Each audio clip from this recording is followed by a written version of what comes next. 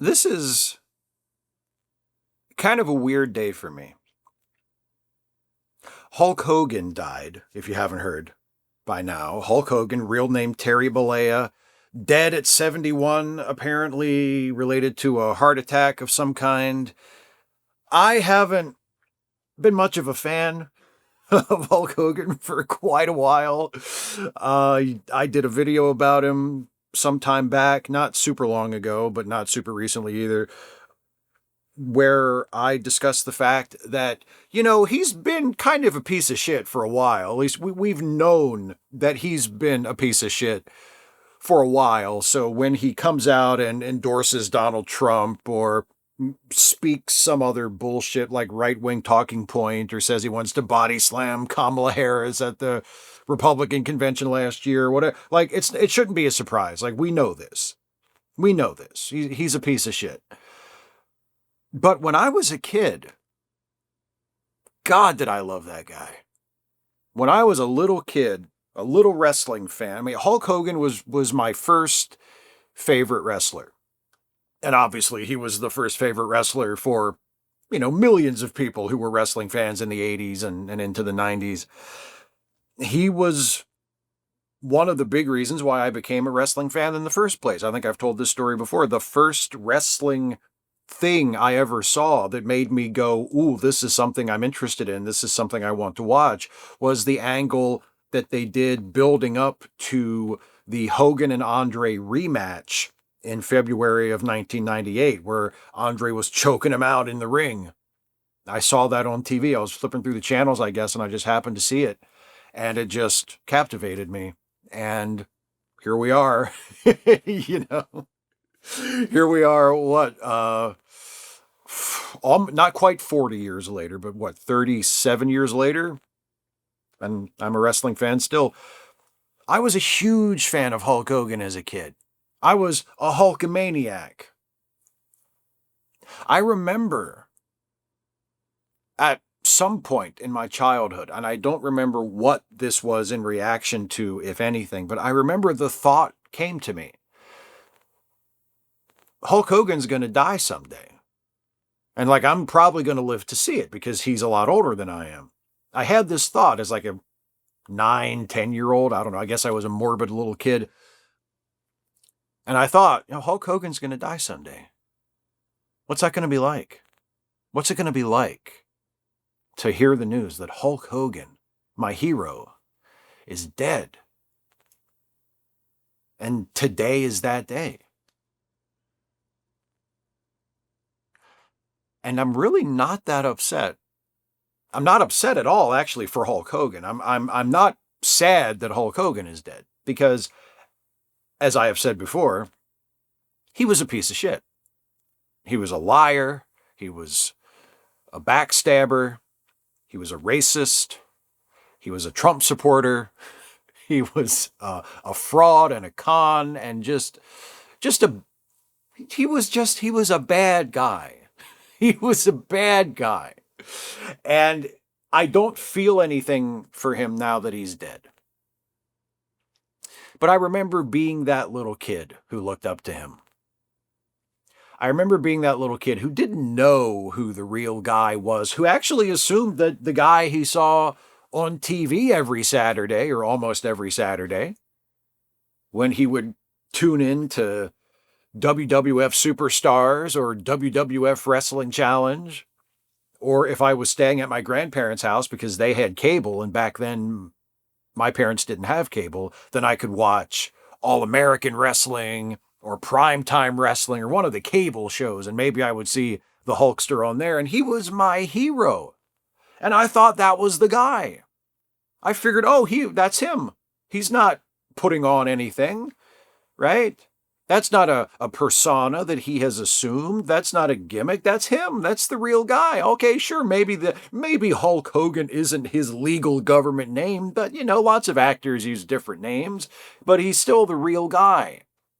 That's what I thought. I remember in the summer of 1990, they did this big angle on an episode of Superstars where Hulk Hogan, he did what's called a stretcher job, which means that one of the villains, one of the heels, Earthquake. He attacked Hogan, and he hit Hulk Hogan with his finishing move like 3 or 4 times. And his finishing move was you get your opponent lying flat on their back, and then Earthquake would basically just jump up in the air and sit on their chest. Right? Because he was a big, as you might have guessed by his name, if you don't know who I'm talking about, the Earthquake was a big guy. So when he jumped up in the air and sat down on your chest, that was supposed to kind of hurt, right? So they did this stretcher job with Hogan where Earthquake gave him the Earthquake splash, a whole bunch of times. And Hogan was convulsing and twitching, and they carried him out on a stretcher, and they said, "Oh my God, his sternum has been crushed. We're going to take him to the hospital. This is terrible. This could be the end of Hulk Hogan. This could be the end of Hulkamania. The Earthquake may have destroyed the career of the greatest wrestler of all time," right? They really played it up. And they started a letter writing campaign. Hulk Hogan's best friend at the time, Tugboat. He came on like a week or 2 later and he said, "Oh, you Hulkamaniacs, the Hulkster would really love it, and it would really make him feel better while he's in the hospital healing up if you would write him a letter and let him know you care and let him know you're thinking about him, and that'll give him the motivation to get better." And so I did. I wrote Hulk Hogan a letter. And maybe a month or so later, Hogan came back on TV. Again, very serious, very downcast. He wasn't talking in the Hulk Hogan voice, brother. He was, talking more or less his normal voice. And he gave this very sober, very somber promo about how he was thinking about retiring, but he loved all of us who wrote him those letters, and he promised he was going to answer every single letter, even if it took the rest of his life. And he said, "All you Hulkamaniacs, all I can say is I love you forever and a day, man." And then he said, "I want you all to know that hell no, I'm not retiring. And I'm coming back, and I'm going to wrestle that big nasty Earthquake at SummerSlam. And I'm going to get even." And it was a wrestling angle, right? And now I look back on it as an adult and I think, oh, that's just I can't believe even as like a 10-year-old that I thought this was real. Like, this is a classic wrestling angle. The hero gets put out of action by the dastardly villain. And then eventually, after taking some time off and giving the people a chance to miss him and worry about him, the hero comes back to get even and get his revenge. And that's what happened. Mostly. The match at SummerSlam, Hogan won, but he won by a countout, which I still think is a little weird. But apparently I've heard stories since then that it had something to do with the house show business. They wanted people to buy tickets to see the rematch between Hulk and Earthquake live in their hometown, and that's why they had it end sort of inconclusively on pay-per-view. I don't know. But anyway, that's what it was. But as a 10-year-old, I didn't know any different. I thought, oh, Hulk Hogan, he's hurt, and he needs us. He needs his Hulkamaniacs. And so I wrote. And he did answer my letter as promised. Or somebody did. I got a postcard in the mail that had Hulk Hogan's signature on it. He probably never even read or touched my letter. It was probably one of those postcards that, they just put a stack of 500 in front of him, and he was just going like that, one after the other to sign it. And then I found out, again, many, many years later, as an adult, I learned that in addition to it just being a wrestling angle to get people interested in their big summer pay-per-view, the "Hey kids, write letters to Hulk Hogan" deal was also a ploy by the WWF, now the WWE, to get a bunch of people's addresses for a mailing list. And that worked too, because I started receiving all these merchandise catalogs from the WWF in the mail. Isn't that interesting? So it was a much more cynical, calculated operation than my tender, young heart at the time thought it was. But I still remember being that kid. I still remember having Hulk Hogan as a hero. And, even into my adulthood, even after I learned all of the stories about him, the backstage politicking, the holding other people down, the protecting his own spot on the show to the detriment of other people, the way he would be difficult to work with if he had to put somebody over as opposed to somebody coming out to make him look good. And his personal failings, his bigotry, his shitty politics, his selfishness, the fact that he's just an out and out shameless, utterly shameless liar. Even after I learned all that, I still had that nostalgic part of me, that wrestling fan in my heart, that sometimes I just felt like watching a Hulk Hogan match. You know, you can see on the shelf behind me, sometimes people ask me, oh, tell us about your DVD shelf. The top row here, from here over, is wrestling stuff. Is nothing but wrestling DVDs. And then this down here is wrestling as well. And some of it is Hulk Hogan stuff. It's not in the front, you can't see it, but in the next row back, because the shelf is deep enough, there's 2 rows of DVDs. In the next row back after this front row, it's Hulk Hogan stuff. It's the first big DVD set that the WWE put out of his stuff, called Hulk Hogan: The Ultimate Anthology, and then there was a follow-up to it, Hulk Hogan's Unreleased Collector Series. Ooh. And of course I got both of these as soon as they were available, because even though I didn't really like him anymore, I had that memory, I had that appreciation from back in the day, from back when I was a mark. I'm still a mark, but I'm a mark who knows I'm a self-aware mark, as opposed to when I was a kid and I didn't believe in Santa Claus anymore, but I still believed in wrestling. And again, in a sense, I mean, I'm wearing a wrestling shirt right now. My current favorite wrestler, Cody Rhodes. I'm still a wrestling mark, just with an added layer of self-awareness. But it's an interesting feeling. It's a strange feeling. If I do feel bad, if I do feel a little shaken by the news, it's not that I'm upset that Hulk Hogan's dead. It's more the realization of, oh, that day has come. You know? That day that I just kind of mused about when I was, however old I was, 9 or 10, whenever I had that thought, oh, Hulk Hogan's going to die someday.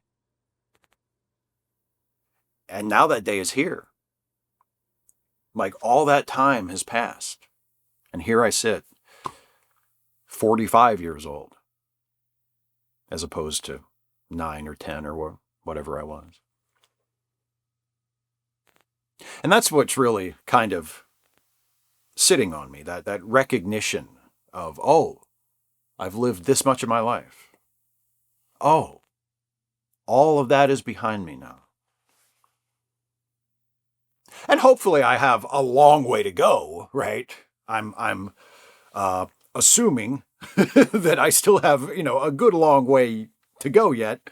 But it's hard to avoid that thought. It's hard to avoid sort of pondering your own mortality when you find yourself living a day that you could hardly imagine when you were a child. And it doesn't seem like all that long ago. And here it is. Hulk Hogan is dead. And I'm 45. And still alive. And hopefully will be for a long time to come. But yeah, it's a strange day. It's a strange day. A lot has changed. And that little kid who idolized Hulk Hogan, that little kid who wrote him a letter because I wanted him to feel better, because the earthquake put him in the hospital. That little kid is all grown up. And hopefully I haven't become cynical in general, or a cynic. But I am a lot more cynical than I used to be back then. I'm a lot more suspicious and skeptical of things. And I don't know if I have a belief or a faith that pure left in me that I could have for somebody else. And I mean, that's a good thing. That means I have a head on my shoulders, but it's also kind of sad. Not sad that I'm no longer capable of it, but sad that it's so foolish. Sad that the world takes that from you. the world takes that childlike faith because so much of the world is not worthy of it.